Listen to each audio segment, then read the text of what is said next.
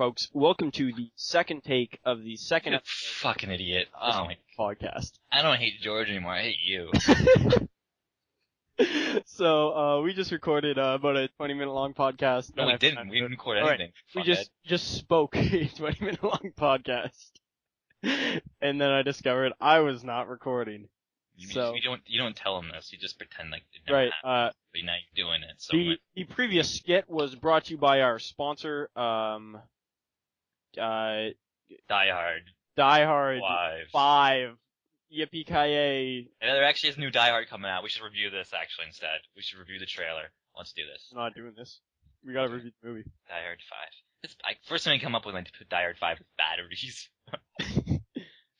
Bruce Willis. A good day to die hard. Alright. John McClane travels to Russia Off to topic. help out his seemingly wayward son, Jack, only to discover that Jack is a... When did he get a son? This is new. Was Justin Long his son in the last... No, that was his son-in-law. But when...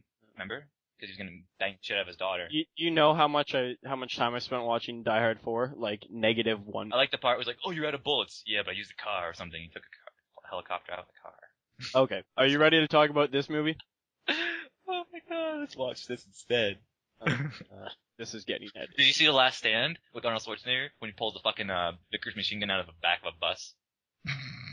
I thought he pulled it out of Johnny Knoxville's asshole. Yeah, pretty much same place. It's a short bus, you know. Alright, you ready to start this? Yeah. Okay. So this week we watched the 1951 film A Place in the Sun. This movie tells the story of George Eastman, a poor religious boy who moves to somewhere. Bosco thinks it's Connecticut. It's Connecticut because they have a lake that's cold and they're a bunch of rich people, and rich people all live in Connecticut. Everyone knows that. Alright. Sound logic. So we'll say he moves to Connecticut to work at his rich uncle's factory and business. Working there, he first falls in love with a fellow factory worker, Alice Tripp. And their relationship is forbidden by the workplace rules, which, no fraternizing between employees. So while he is unattached to most people's eyes, other than him and Alice, he also gets invited to a party by his rich uncle nephew, where he meets and falls in love with Angela Vickers, who is a much more rich, higher class society girl. So after Alice gets pregnant and George falls more and more in love with Angela and realizes that he's the one he wants to spend his life with and not Alice, he starts kind of plotting a plan to murder Alice. And that plan comes to fruition or accidentally happens, depending on your views, when they head out to the lake when Alice tries to get George to marry her. After Alice is dead and George escapes, the rest of the movie tells the story of his arrest and trial before the lovers share one last embrace, and then George goes and rides the electric chair. Yeah. I mean, we don't actually get to see him ride the electric chair, because... It's just the end. This is the end. Like his life's been over for a very long time. Really, because when he made this, who's this Montgomery Clift guy? Did he restart anything other than this shit? He got in a car accident. Tom Hanks, I swear to God. Or not Tom Hanks, Tom Cruise. He's Tom Cruise. Oh, he was in the Misfits. He was in the Misfits. What, the TV show? That British TV show. Yeah. Yep. Who did he play in that? He played in 1961, an American drama film with a screenplay Arthur Miller, directed by John Huston. Alright. Let's maybe talk about this movie. So, did you like A Place in the Sun? No. No. And Gay offers to pay. and why? Because George is an asshole, dude. I mean, it's just simple. I mean, he practically raped the fuck out of Alice. I mean, I don't know if anybody believes this or not, but I think this movie was full of rape and incest and abortions and stuff. I did not find any incest. Well, you gotta look at it in a view like I look at it. I think the Eastman and the Vickers were both the same family at one point, and they broke away. But then they came back together after World War I, because the machine gun industry was taking a turn dive, so they made swimsuits instead. Right. So, your logic is they were once the same family, and then came back together, so it's incest. Yeah. Well, Angela never got pregnant. It was Alice, so I think. How do you know? Maybe he just made the condom work this time. Oh, well then she didn't get pregnant if the condom worked. Yeah, but it's still incest. I don't know. Like they said on Bored to Death, as long as Jonathan's boning his sister, if he uses a condom, it's fine. Really? That's That is true. That was weird. That was a weird episode. that was the last episode of the series as well. That was great. Why are we talking about Bored to Death? Because I miss it. Me too. So my opinion on the movie was I thought the romance stuff was really dry, really boring, and I thought the murder stuff was really cool. I mentioned this earlier in the first take. My favorite No, scene... it was no first take. Shut up. Right. I mentioned this earlier before we started podcasting. My favorite scene in the movie is the one where George is just sitting in his apartment having a smoke, and knowledge that you need to know, earlier in the film, Alice says that when George asks her if she ever wears a swimsuit, she says no, not because she doesn't like wearing swimsuits, but because she can't swim. She never learned how to. And so George is having a lot of second thoughts about his relationship with Alice. He's definitely more in love with Angela. Raped her. The Vickers sign is flashing outside his window the whole time, which was a nice touch.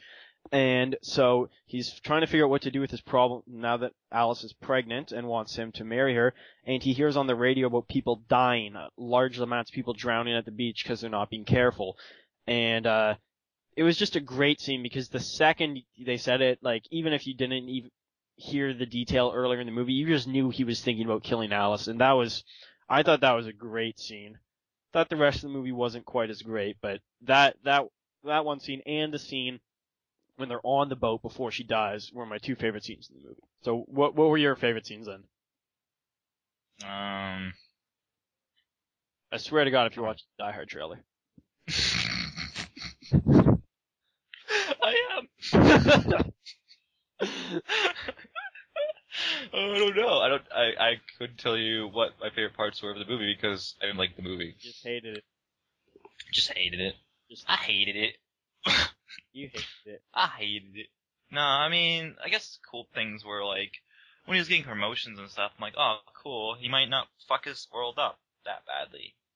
Because he's getting promotions. It was a positive aspect of the movie. movie. Which are minor anecdotes, like, he gets, like, promoted to, like, sit in a cubicle in the same place. Yeah. And then he gets so he can watch the person he raped. And then he can get a lady. So your favorite scenes were the ones where he got to move up the corporate ladder. Yeah, because that's the only those thing was positive. Excuse me. What about their undying love for each other that he took all the way to the chair? The undying love? What are you fucking talking about? She probably, I mean, shit. She didn't even know who he was until he started making money. I mean, crap. Once he got a new suit on, that's when she noticed. She was so shallow. I don't care what anybody says. When they first met, he was like, actually, we'd like... He was wearing a tweed suit. She didn't know him at all. She didn't give a shit. But apparently, I think initially what I thought was going on was, because initially she was dating his cousin. I thought she was trying to get his cousin jealous. Because they look similar. And that was the reason she started dating him? Yeah, I thought initially, or they just had a breakup or something, because she just came in there, I guess, looking for somebody to quickly bang. She's like, you look like an Eastman. You are, aren't you? Yeah, I think she was trying to get him jealous. I mean, I think a lot of alternative things that were happening. I think she was really a fucked up bitch. Well, even if she was just trying to get his cousin jealous, they do eventually, I think, love. And I think it actually really happened, since they do look, I think there's an alternate version of this movie that was never released. Actually, and this was a really superior movie. But your Ted Kennedy thing? No, shut up. No, that's nothing to do with Ted Kennedy. Okay, so anyways, you know how the cousins look alike? That's what they always keep saying. They always keep saying they look alike. But really, you know what happened? What? Eastman, he was drugged. George Eastman was drugged, okay? He was drugged. His cousin, he knocked up and raped the other lady and tricked him into somehow being friends with her, and he's like, what are you talking about? Because they kept saying, because even the landlady of Alice's place said, oh, it couldn't be the Eastmans dating her. You know, it's making sense now, right? So really what happened, the cousin did all this stuff. He murdered her. He blamed it on the cousin, the poor cousin, and because he was jealous that the chick that he would dig is now dating him. He's like, fuck it. You're getting murdered, motherfucker. Alright, I think this is your second worst theory. The only one worse was the one where you're like, yeah, I hope he just woke up and figured it was all a dream. Because like I said, that would have destroyed any dramatic parts of the movie. No, he woke up like, this is why I don't join the Communist Party. Right. You forgot that part. Right, I forgot the Communist Party bit. Yeah, well, clearly it wasn't his cousin, because he was on the screen, and even if it was, it would have made a lot of sense. So... they look the same. Remember how they never show the face at the same time? I think they're the same actor. I think really they're all schizo. I'm pretty sure they do show the face at the same time, because isn't his cousin the one that, like, walks him in and, like, explains what's going on in the business? No, it's only when they're look, you get to watch the scenes carefully. They actually never show I'm the not face. 100% sure they're in the exact same shot talking to each other. Nope. That was something. There was something weird with the shots in this movie in a couple scenes. Like, I don't know if they did it on purpose, but the one where George is on the phone and the one where he's like eating inside Alice's apartment, and it's just a long ass camera. Like, it's just a long ass shot from one camera in like a corner. And for the one scene, you can't see Alice's face at all. It's her back and like the table and George. And the other I'm telling you, he's being scene, drugged. corner over on the It's phone. like the Truman Show. It's a Truman Show. He's being drugged. It's the Truman Show. And he's in one of the Matrix machines. He's being fed all this video feedback to tell him that's what he's been doing. It's like, what, really? Oh, really? Shit. Another interesting part was the crazy courtroom scene. I thought the DA was just off his fucking rocker. He destroyed state evidence with an oar. He, like, had all these, like, overly dramatic lines, because it felt like they were trying to make the courtroom scene realistic, right? That was one thing you said. You felt like they were trying to make it realistic. With, like, the guys coughing in the middle of their lines, like they're not, like, rehearsed, like they're actually reading it, right? Yeah. And, I don't know, when your DA is a fucking boat-smashing lunatic who, like, spouts great dramatic, I'm referring to your heart, Mr. Eastman. I like when he had a cane. Yeah, right. He just had the cane. Like, yeah, and he was like... His choice, not the director's choice. He just wanted to... He was like sitting down on the floor. It's like, you got this impression he was supposed to be like kind of a Mycroft Holmes type character, right? Like, I think that's what they were going for. I think, yeah, it's true. I think they were going for the, except he was just like a batshit crazy dude. What else about this movie? It won a bunch of Academy Awards. It won for Best Cinematography, Best Costume Design, Best Director, Best Film Editing, Best Original Score. I mentioned I liked the music in this movie. I thought the music was good. Best Screenplay, and it was nominated for Best Picture, Best Actor, and Best Actress. The actress was Alice and not Angela, like some people might think, given the way the names are listed on the title. So any opinions on those other than George is an asshole? Yeah, Bruce Willis looks like a pruny tit. I'm sure he does. Nah, but I don't know, man. It just annoyed me. The movie annoyed me. I couldn't be more annoyed. Because I think your thing was you wanted the protagonist to be likable, and I don't think No. I just wanted the movie to be good, and I couldn't find anything about it that was good. The murder scene, dude. How was that good? It was so... Don't stand up. Don't do what I just did and almost flip the boat. I mean, oh my god. No, when they're talking before and she's like yelling at him and shit, and he's like, bitch, I want to kill you. First of all, that bitch is clingy as fuck. I don't care what anybody says. She's crazy. Yeah, I told you. When Rousseau was dead, all you had to say was she had suicidal problems, and that's it, and she killed herself. And I couldn't... Well, aside from the fact that he went out on the boat with her and there were witnesses at various stages of the crime, but yeah. Yeah, but she's also a suicidal motherfucker. But wasn't the point what eventually got him convicted and what eventually convinced him of his own guilt was the fact that, like, even if it was an accident, he could have saved Alice, and he didn't. He didn't swim and save her. That's why he was guilty. Well, you know what happens when you're like a lifeguard and you're trying to save somebody when they're drowning? You gotta be strong. You gotta have a lot of upper body strength, because when you're scared, they'll take you down with them. Apparently a great swimmer. They set this up. They were taught. They mentioned it multiple times about how he was. No. It doesn't matter about swimming. You have to have a lot of upper body strength to be a lifeguard. Oh, you don't, dude. I did lifeguarding courses. Like, yeah, but you're fucking 12. You're saving 6-year-olds. That's different. Oh, no, I was saving people, like, in practice. Like, you can lift people like twice your size. Trust me. Yeah, but if they can't swim and they're flailing around and drowning, they're gonna take you down with them. That's why they basically have like a ridiculous amount of muscles, upper body strength. Look at David Hasselhoff, for Christ's sake. David Hasselhoff was not a real lifeguard. It wasn't? I'm not even sure if he's. I thought that was a biography. Yeah, I know. Oh shit. Your world has come crashing down. No, but seriously, they teach him like wrestling moves in order to get basically to isolate them from. But okay, well, even if he couldn't have done it, he didn't know that. The point was he didn't try to save Alice. I wouldn't try either. She was a fucking clean ass bitch. That is, I feel like that's fair. If I was him, what I would have done was, because since the Boy Scout didn't come out with a flashlight, he just came out. Because apparently it's really bright at night. I would just said, "Oh, fuck the world," and shot myself in the head. But but seriously, he should have got rid of that coupe. He should have got rid of that coupe. That's what I would have done. Yeah, I would have got him. And he shouldn't park 10 feet away from the boat place, apparently. Well, yeah, that's true.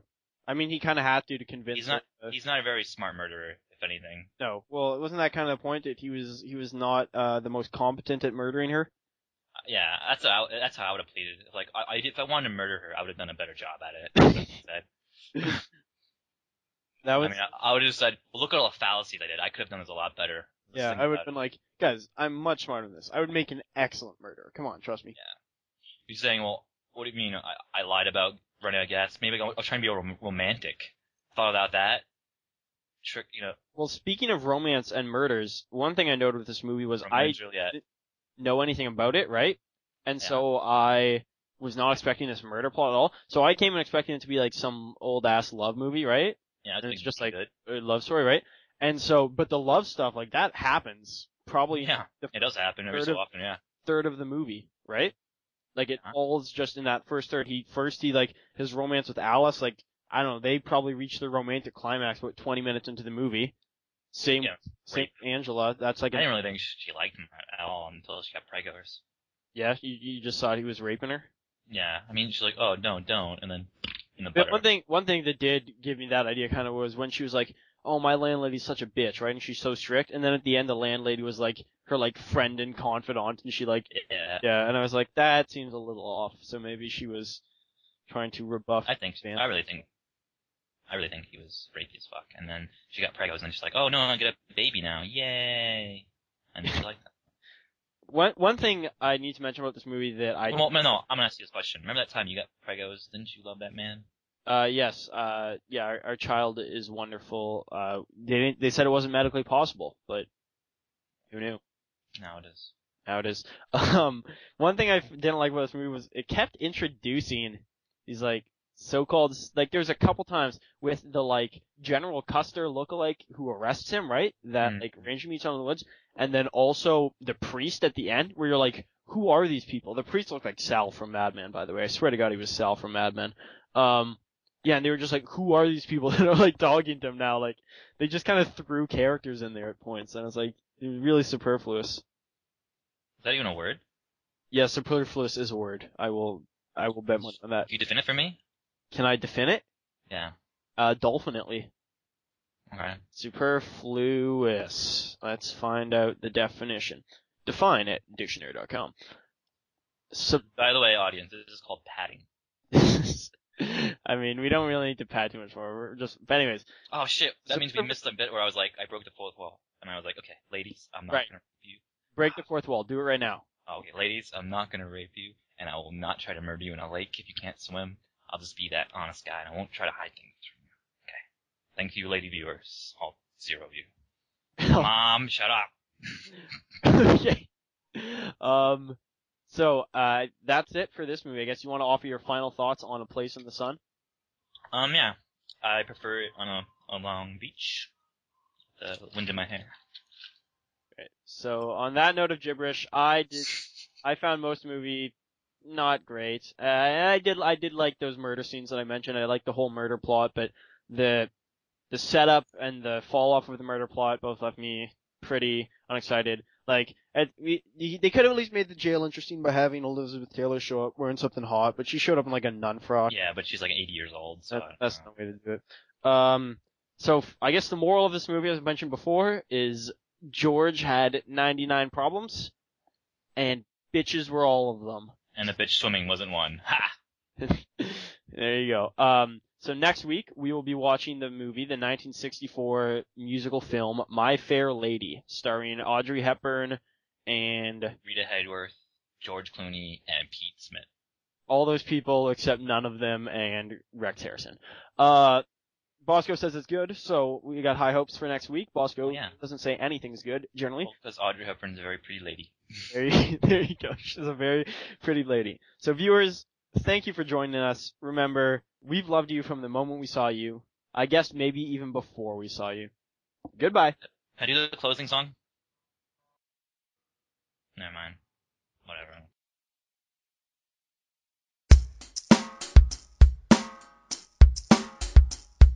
You've just been listening to a Gooncast Media Podcast, the greatest movie podcast.